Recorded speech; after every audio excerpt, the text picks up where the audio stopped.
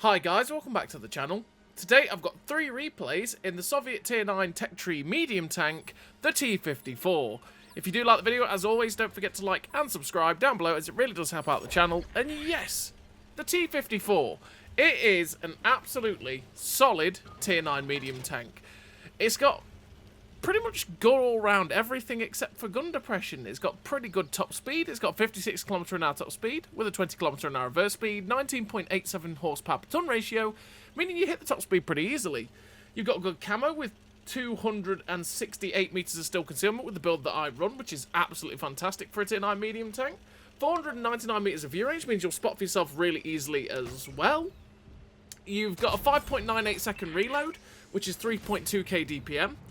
With 264 penetration on the standard APCR rounds and 330 penetrations on the premium heat round. Now, the penetration on the T-54 always used to be worse because you had 2 choices of guns. One that led to the 140 and one that led to the T-62A. Now, one of the guns had 219 penetration on it, but it had worse DPM and it had worse accuracy and all that sort of stuff. And the other gun had better accuracy, better DPM, but it had 201 penetration on the standard AP with the 330 heat rounds the same. And most people used the worst penetration gun because it hit more often, naturally, because it was more accurate. And it also had that better DPM, while still retaining the fantastic 330 heat shells. But then they buffed it and made it so that the 219 pen gun was actually better, and I believe they buffed it up to 221 pen as well, something like that. And then they buffed it again and gave it this gun. This gun that you're using right now with that 264 penetration APCR rounds with 1535 meters a second shell velocity. Meaning this gun is the best gun that T-54 has ever had, and it is an utterly incredible gun. To be perfectly honest, it's a Tier 10 gun on a Tier 9 medium tank. It's a fantastic gun. You've got fantastic DPM, you've got fantastic accuracy with 0.27 accuracy at 100 meters with the build that I run. You've got good accuracy during movement and rotate. Well, you've got good accuracy during movement. The rotation accuracy isn't quite as good. You've got fantastic aim time at 1.84 seconds. So the accuracy during movement is 1.84 with the build that I run, and the accuracy during rotation is 1.16, which combined means the gun does bloom out quite a bit, but you do have 1.84 second aim time, which means you do aim in superbly quickly, meaning that it doesn't feel all too badly in terms of how much it does bloom out. I mean, you're seeing at the minute it does bloom out a lot, but that's because our gun is broken, which will affect it as well. You do have 900 meters a second shell velocity on the premium heat rounds, by the way, which means that the shell velocity on those heat rounds are so much worse than the standard APCR. So bear that in mind when you're trying to lead shots, that if you load heat, you're going to have to give a lot more lead time than you will with the standard APCR.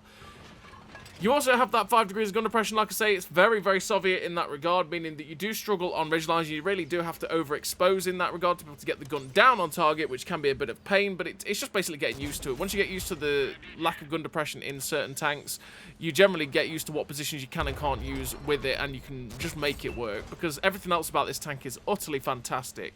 I mean, you've got the great camo, like I say. You can play stealthy like we're doing right here on Westfield in K0. You can use the armor on this tank to side scrape really well, or go hull down, where you can use the position that you saw me a minute ago where I poke out and they could only see my turret and bounce stuff off the turret. Like, this tank is so flexible. It is so, so nice.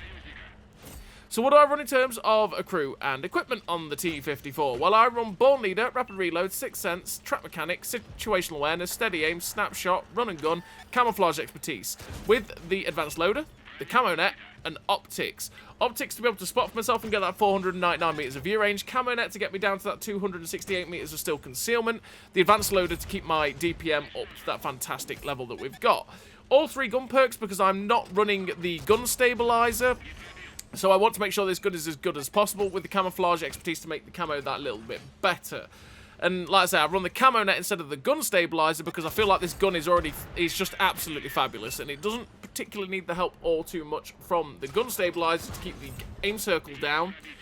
But it's one of those choices, because I think if you get the camo down to that 268 meters of still concealment, you can do absolutely fantastic things, which you've already seen us do on this Westfield game.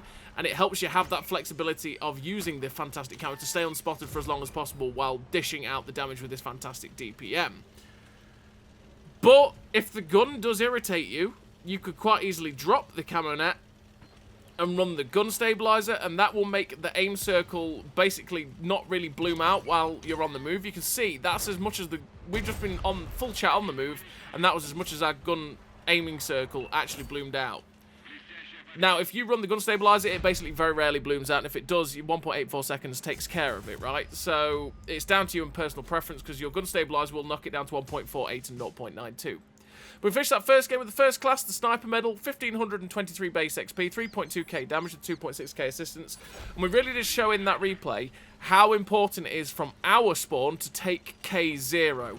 We took K0, which is an aggressive position to take, and if you're in a tank as quick as the T-54, and as stealthy as the T-54 as well, it's a fantastic location to take, and it's somewhere that you might want to do, because quite easily the enemy team usually wins that flank, but if someone takes K0 and basically becomes immovable from that position, you spot them up coming up that 0 line, and you can stop them dead in the tracks, and any snipers that you have will farm them to bits, and it will feed you assistance as well. That K0 position on Westfield is super important for your team on that spawn that we had to take, because the other spawn is usually better because you can catch people out crossing up into K0, but a tank like the T-54 is actually quick enough to get into K0 before they can get a chance to spot you, generally.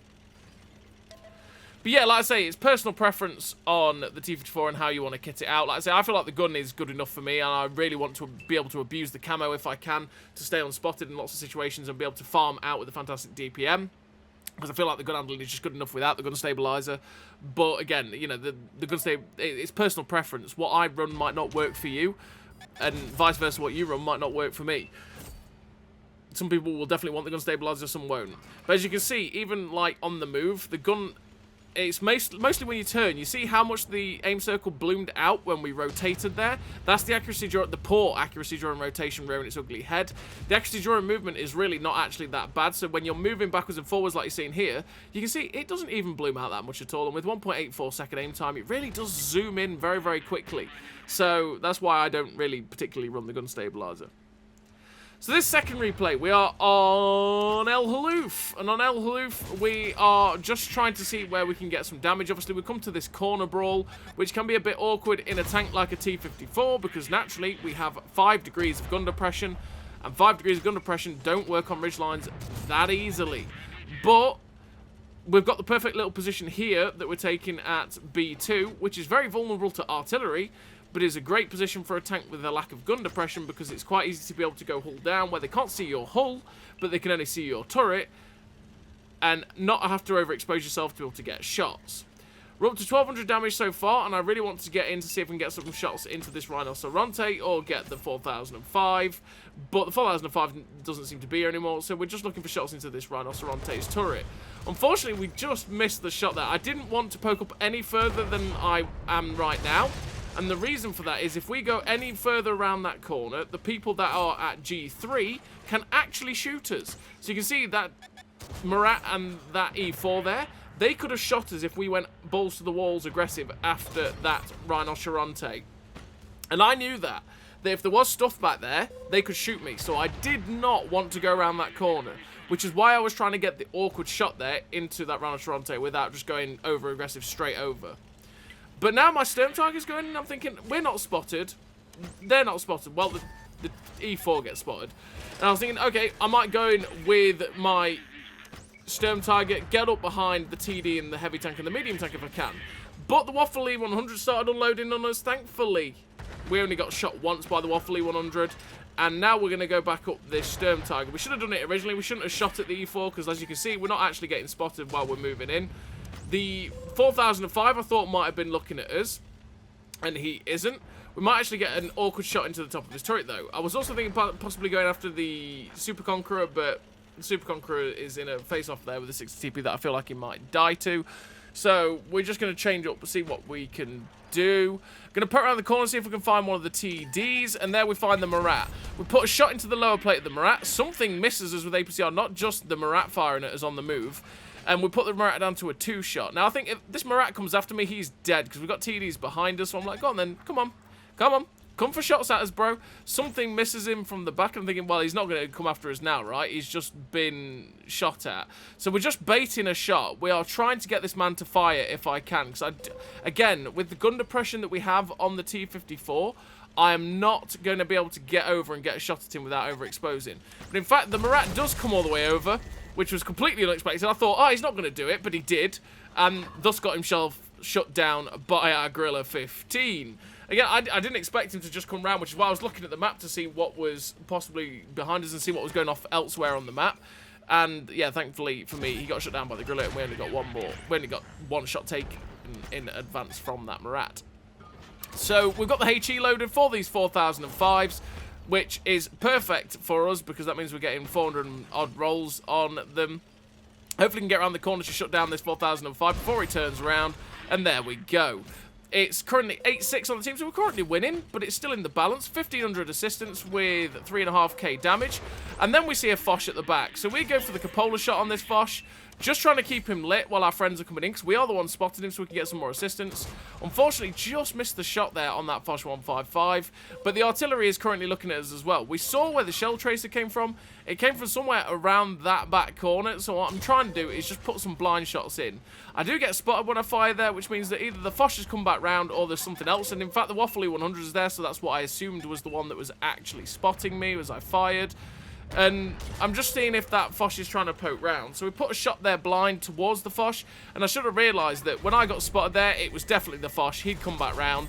He ends up tracking us, but we get a shot into his Cupola. Our other TD that's directly behind us gets a shot into the Foch's Cupola, which puts him down to a one-shot, and we finish him off.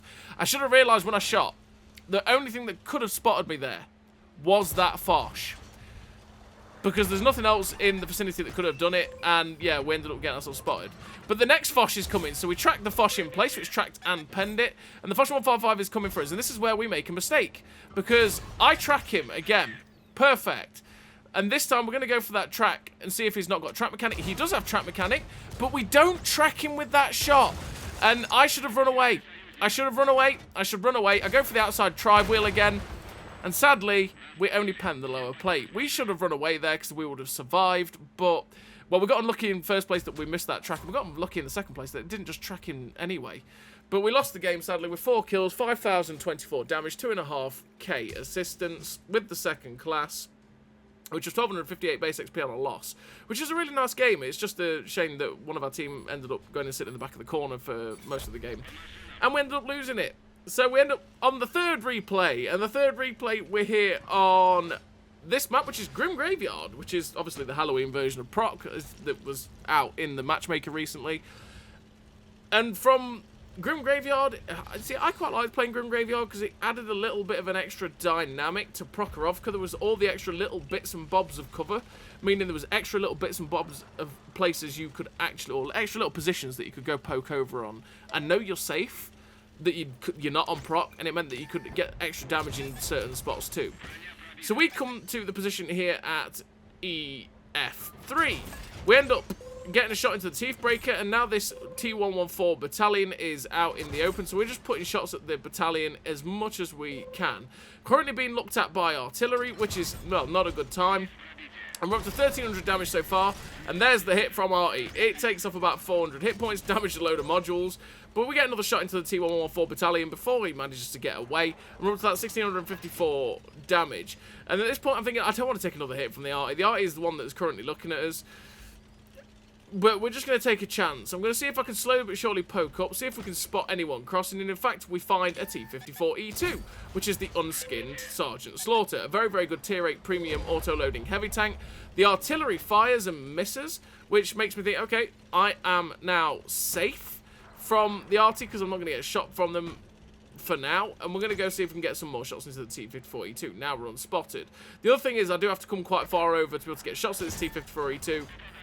And if we were spotted, we might take shots from people down the one line, and I don't really want to do that. But we get spotted again, and with that shot that we got spotted for taking a shot at the T-54E2, I don't want to get shot by the Artie, so I'm just going to change up positioning. We've seen the people towards the hill, and I know that maybe I can get shots at the hill, but I can also get shots at that T-54E2 as well. Just better angle, essentially. But that Teeth Breaker's making a silly mistake. He's driving out up on top of the ridgeline, which gave us 3 easy shots there into his side. And we ended up tracking him in place and feeding ourselves some more assistance damage. You can see the reload is so nice on this T-54E2. It was 5.4 seconds when boosting with food, which is absolutely glorious for this vehicle. And because the gun handling is so good with the fantastic shell velocity, it's just such a nice gun to use. This tank is great because of the flexibility. If it's a town brawly fight, this tank is great for it because it can side scrape really easily, and you'll bounce a lot of shot side scraping and then usually good DPM. If you're on a map like Proc and you manage to keep poking over where they can only really see your turret, they're not going to pen you, which is good, and you'll bounce a lot of shots off the turret. And then again, you can use the fantastic gun in that regard. And then on a map like Westfield, like you saw as well, you can use the fantastic camo this tank has to spot out for your team, get some good assistance spotting, but also stay unspotted yourself, and it can be really nice for that. So this general comes charging after us. We track him in place, which tracked him up on top of the ridgeline. I could have gone for the pen, but I went straight for the track on the outside because I thought if he came into the dip where I was, there was a likelihood he might not die because my team would lose shots on him. So we tracked him up on top of the ridgeline and he ended up getting destroyed. We're up to 3.5k damage with 2k assistance. Get a shot there into the cupola of the T-54E2, hoping to finish this guy off. Shot into the side of the turret. And of course, it ricochets, because why not? But, again, we've got the top of his turret. Ricochet off the top of his turret, because we can't really go through his turret front, or the roof of his turret at this angle with APCR. Just waiting for him to make a mistake, overexpose his turret a little bit too much. I do have the little abbey, sorry, not castle, the little church that's in front of us there, that keeps me protected from the guys down the 1-2 line, and that meant that we could get a shot into T-54E2 to shut him down. The Iron Arnie pokes up behind us, gets a shot into our rear, which is a sad time because that puts us down to a one-shot for a lot of tanks in the game, and we're up to 4.1k damage with that 2k assistance. The battalion was full sending in to try and get us, but thankfully, because we've got people behind us that could shoot, he ends up getting shut down as well. So we see the guy pushed up on the hill at F0, and what we're going to do is go see if we can get some shots. We're always paying attention to the map at this point. And we saw that medium tank that was spotted at F0. We've got two guys on the hill currently at H0 ourselves. So if anyone decides to push over to try and get shots at them, we can get shots at them back. So we're just pushing into a position to get better shots at that guy if he gets spotted. There we go, it's an E6. But we got detected by the Iron Arnie as we're poked over, and I don't particularly want to die at this point.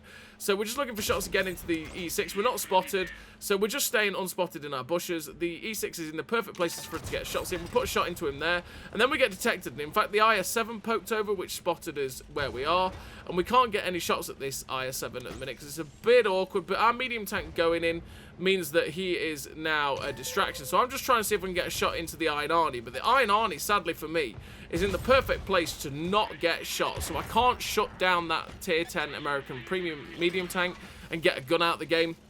Because the Iron Arnie is a fantastic tank, and I really would want to get rid of that tank if I could. But we're up to 5,000 damage, 2,039 assistance. We did get the shot in to kill the artillery. And we're just going to change up the position now to see if we can get a shot into this light tank. Shoot anyone that gets spotted by our guys progressing down the one line. Maybe get some shots into the IS-7 or the Iron Arnie again. It's all about flexing onto different flanks on a map like Prokhorovka or Grim Graveyard, because if you can just keep switching flanks and helping where you can, you'll do alright. But we're seeing the Iron Arnie's running away. I'm like, aha, it's time to get rid of this guy.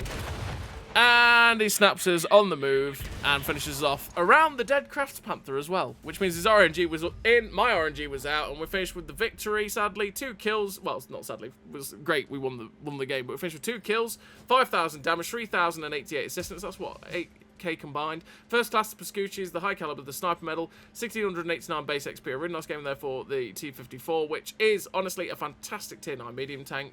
It's such a flexible tank that you'll just be able to do quite a lot with it, and no matter the situation, you'll have a good time with the T-54. So as always, everybody, thank you very much for watching. I'll see you next time.